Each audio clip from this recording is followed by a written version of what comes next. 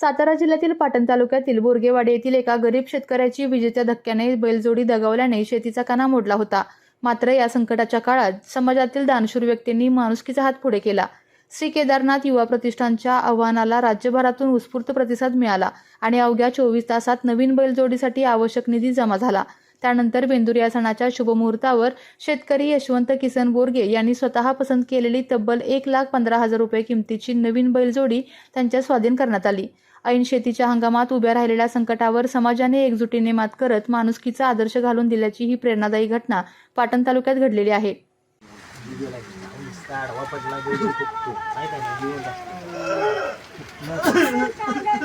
सर्व देणगीदारांचे बोरगेवाडी व प्रतरवाडी गावचे व इतर सर्व मित्र मंडळी यांचे आभार।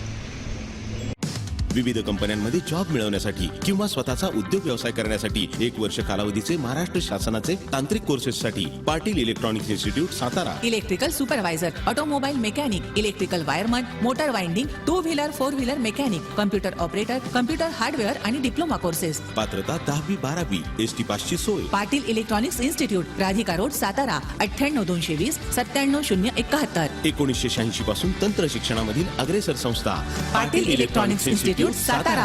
आपल्या तालुक्यातील जिल्ह्यातील बातम्या सर्वप्रथम पाहण्यासाठी आजच सातारा न्यूजला YouTube चॅनलवर सबस्क्राईब करा, लाईक करा, शेअर करा आणि बेल आयकॉन प्रेस करायला विसरू नका।